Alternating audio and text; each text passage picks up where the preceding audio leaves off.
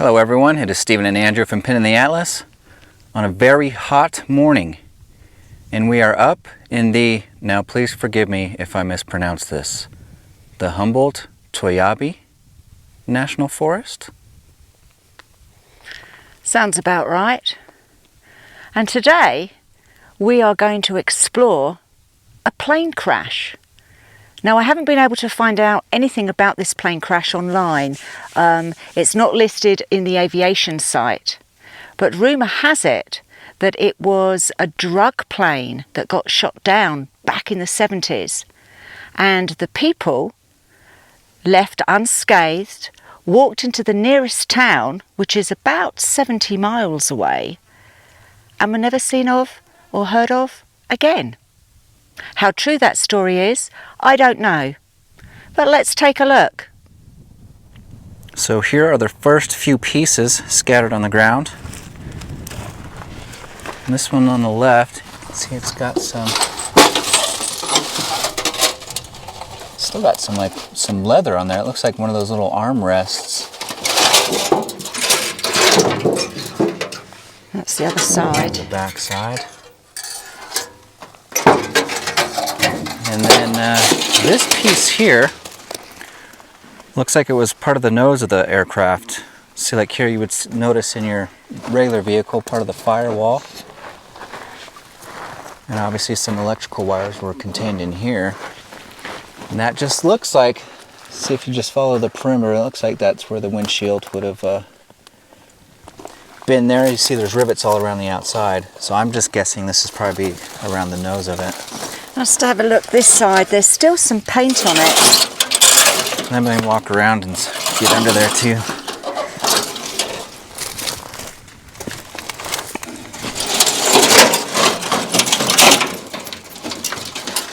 Can't see any numbers or anything. No. The numbers are normally on the tail end of the aircraft. But at least we see what color it was. White. With two blue stripes. And there's a few more pieces. We'll walk over to those. Here's the next little tattered piece. And this one is all fiberglass construction. And just judging by the look of it, it almost kind of looks like the back part of the wing. You know, you have the two wings on the back side of the main fin on the back. Don't know all the terminology. Or it could be absolutely not even close to that whatsoever. Not experts in planes, but it's just kind of what it looks like. And then you got a hole here that goes down, and I don't know if this would have been like part of a fuel line or this was the fuel pickup line. Very interesting though. Kind of looks like where that hole is. Now, if you were saying the fuel, it almost looks like that's where they would fuel up. Have put it in, yeah. So I know they do contain fuel in the wings of the aircraft. Another small piece. And then just over behind this bush, that's another really tattered up little section. Can't make out what any of it is anymore. I'll just walk over and get a real quick peek of it. So here is that piece, and it does mix. It's got some aluminum and some fiberglass. There's a spring on here. So maybe this was part of the, some gauges in there, perhaps. Because it's in relatively close distance of what we feel was part of the nose of the aircraft. And then the rest of it is just above that little ridge. So what are those? Don't know. I think that's part of the fuel thing. Again, it's fiberglass. Right. Where the fuel goes in. Yeah. That attaches to that. And I don't know what that is. Another piece of sheet metal. Just our best educated guess at some of these remnants, because they are really, as you can see, pretty tattered. Well, apparently this happened back in the 70s. So I said, I don't know how true that is, but that's what I was told by a local. Now, we will continue up.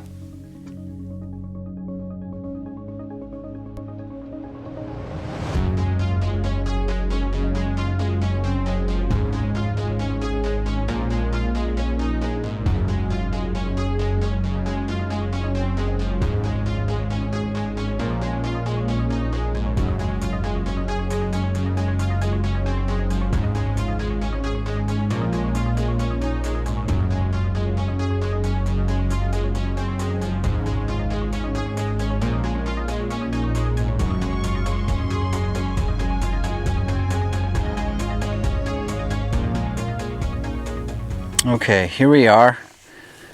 This looks like the main fuselage of the aircraft, the passenger compartment.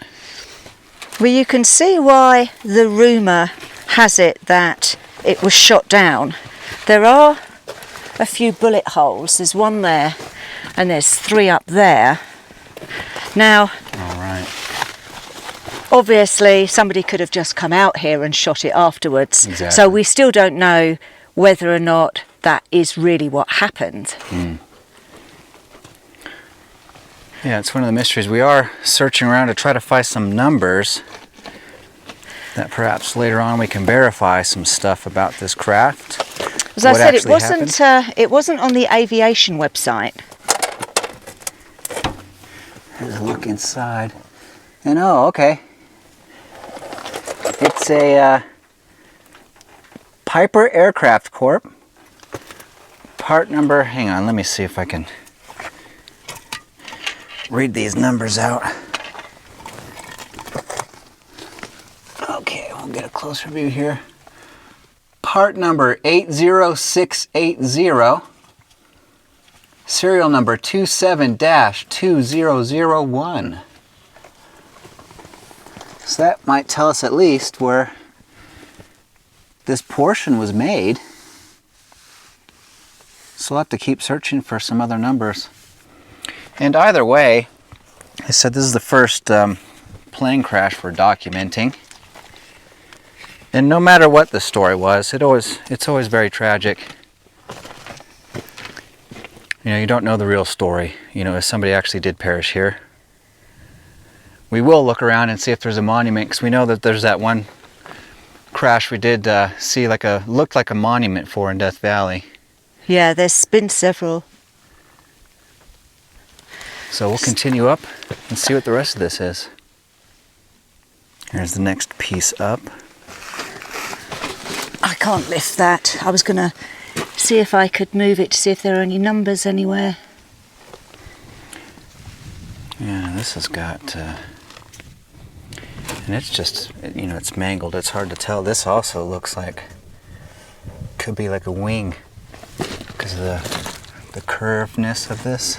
It's in pretty good condition considering it's been meant to have been out here for what, 50 years? Something, yeah. If it was in the 70s?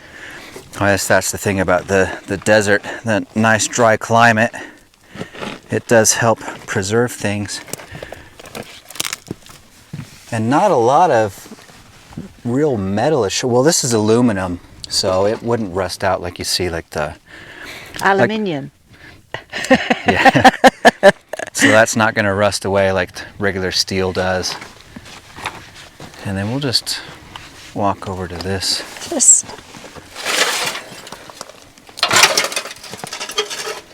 Yep, some more fiberglass pieces on it. I want to leave it how it was because of the way the sun's been on it. I don't know how many people have been up here and moved it, but... And then you've got this bit here.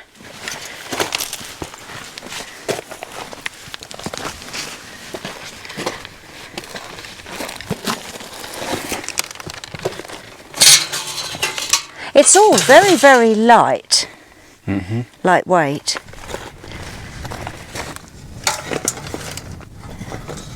Again, nothing to say anything. No identifying numbers. Now what would that be? That's what I'm sitting here trying to think about what's on an aircraft, I have no idea. And then there's some more over here.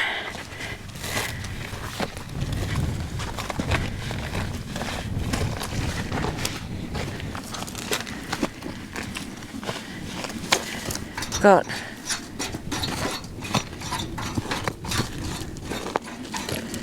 that. Let's see if I can.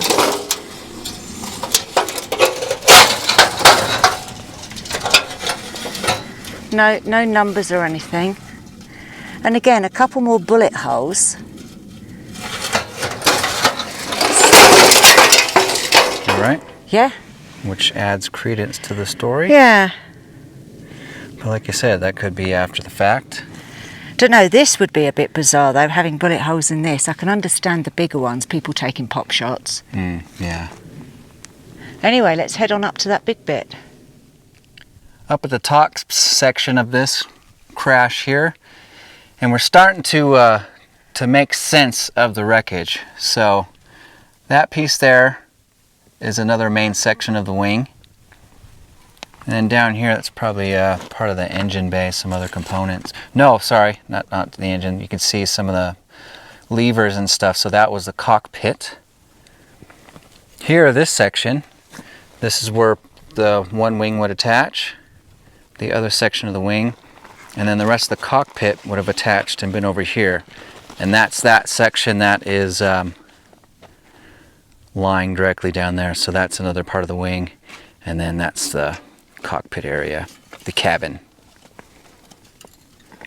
So we'll still continue to search around to see if we can find any more numbers that we can reference to the make and model of this plane. Now we kind of know what it looks like. So the wings would have been on top of the aircraft, not underneath. Oh. If you know what I mean. Find something?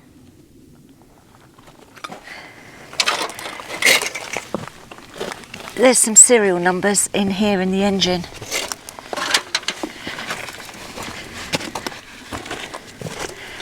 I don't know if you'll be able to see it.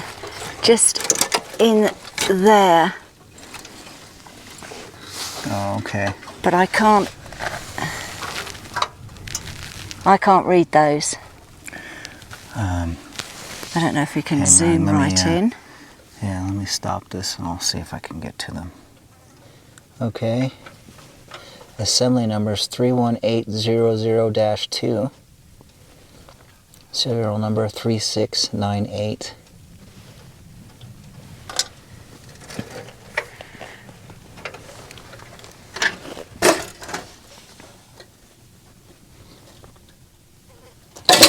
Whoops. I don't see any other numbers.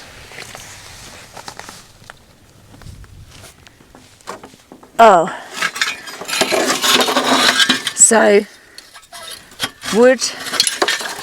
we saw one of those earlier, and I've just seen those there that are part of the engine. Would they control the rudder? Or maybe the flaps as well? Yeah, they might control the flaps.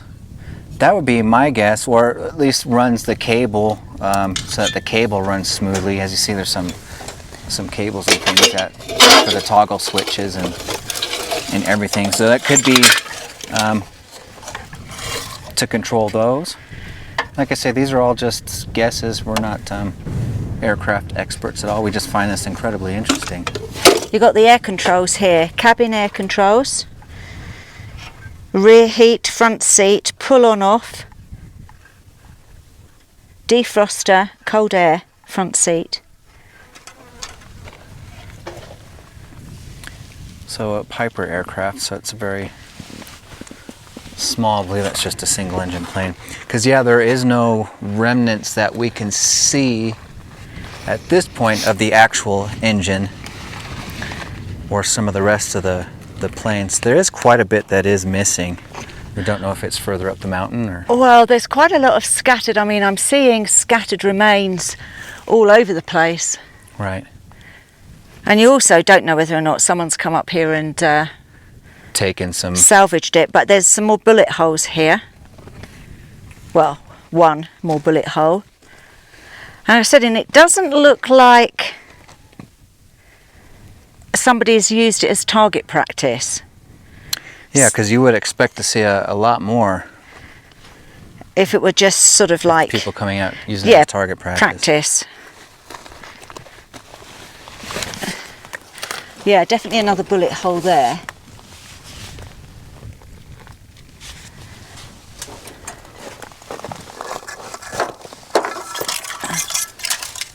Oh, it looks like a shower. Yeah.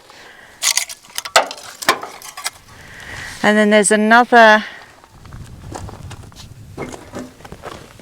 bit of that.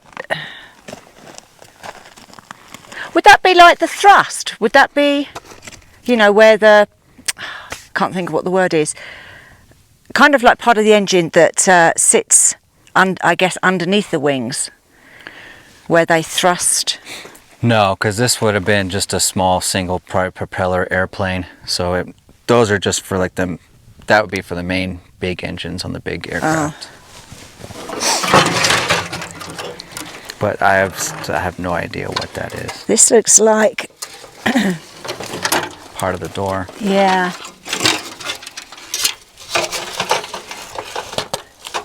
Still got the perspex window. A few more pieces here.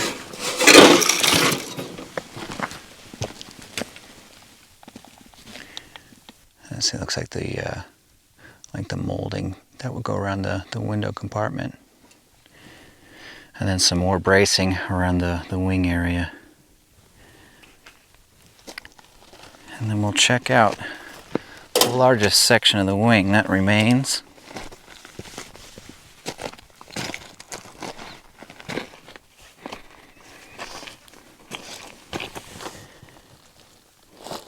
Yeah, because here's some more of those like pulley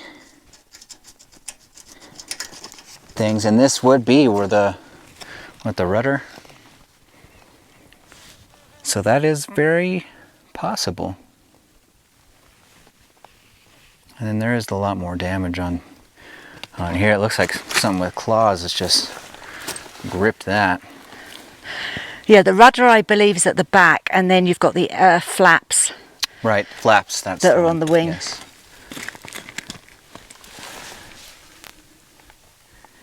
But I can't see any other numbers anywhere. Speaking of the flaps, here we go. There's one on this side of the wing. You can see where it sheared off, but you can see also where it was located just under this lip. And it's curved here, and this is, you know, what would rotate up during takeoff and in flight. And some more hoses and things. Braided wire insert.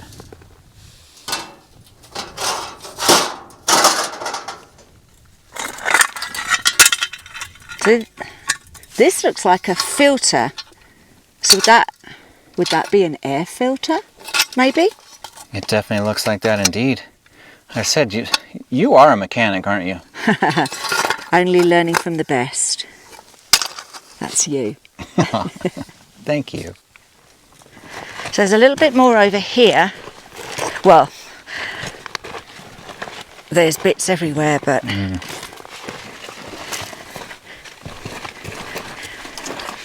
just thought there might be something that gives another serial number away. But again, it's just so light. That's how they're made. Now, that's fiberglass, that's, you can see, with paint. So would that be part of the... It's the just, tail, you know? that would be my guess. Kind of the rudder, maybe? Maybe. Oh, I'll turn it up the other way to protect it from sunshine. And then just more pieces of that fiberglass all throughout. Yeah, it's just scattered remnants, really.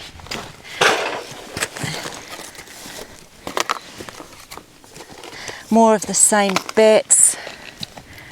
There's just bits all over the mountain. Yeah, and I'm sure there are pieces hiding behind rocks and things just out of our view from this point.